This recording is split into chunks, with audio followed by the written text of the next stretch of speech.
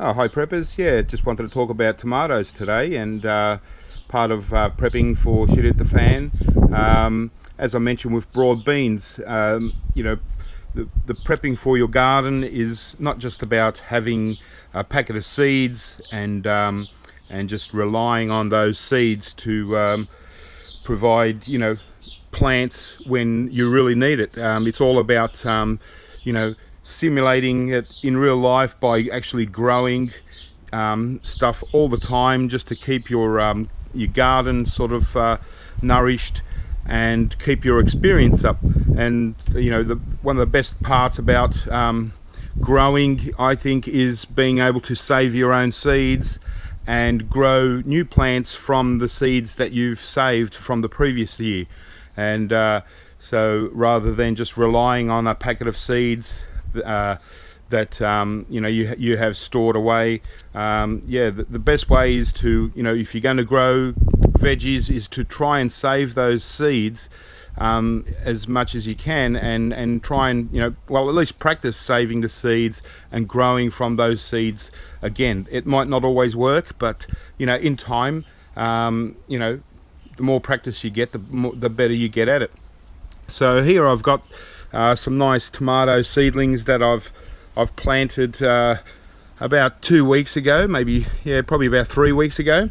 I put them in. I just use this is like a you can buy these at hardware stores. They're like a tool caddy.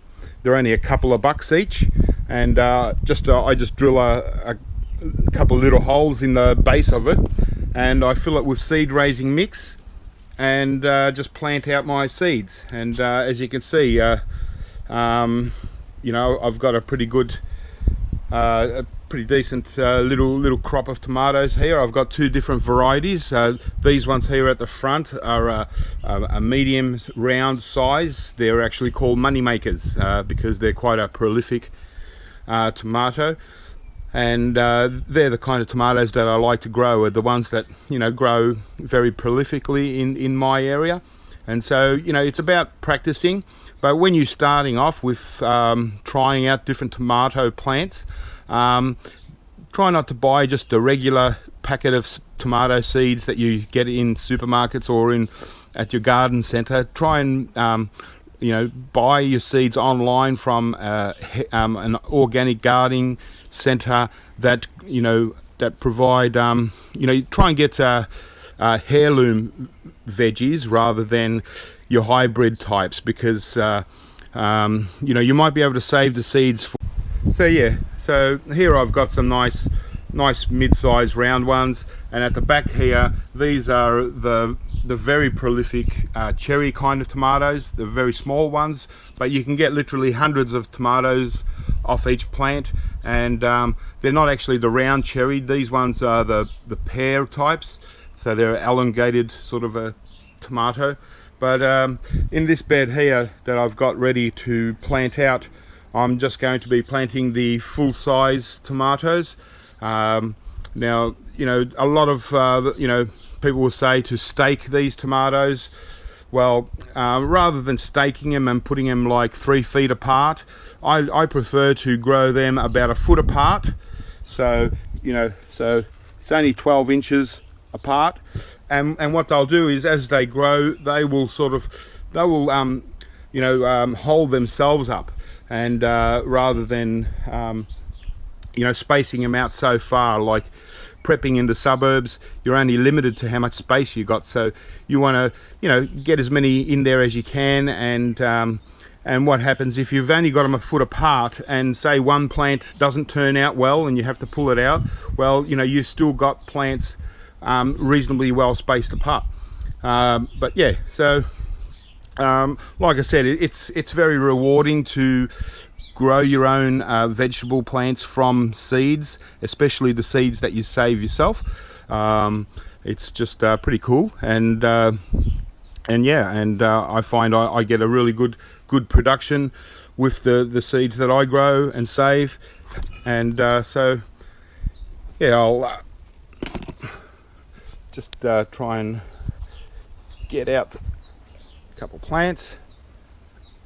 Okay, so there we've got you know, very light and delicate root system there, but you know, these plants are, you know, about 6 inches tall now.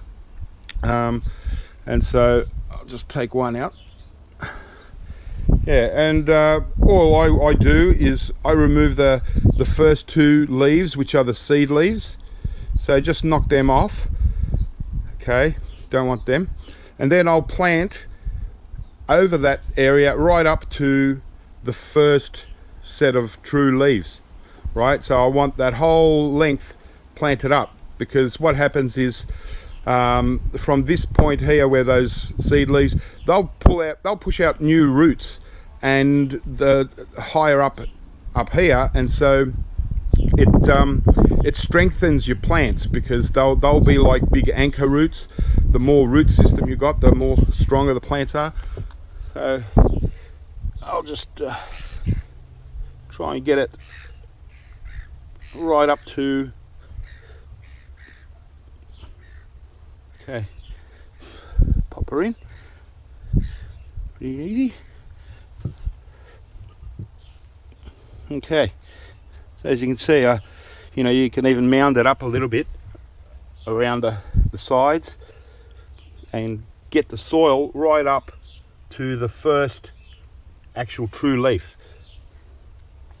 And that way, that stem will now send out more roots from the sides, and it'll be a much stronger plant. So whereas we started off with, you know, it was 6 or 7 inches tall, now it's only 3 inches tall. It's all in the ground. So yeah, I'm just going to go along and plant them all out now.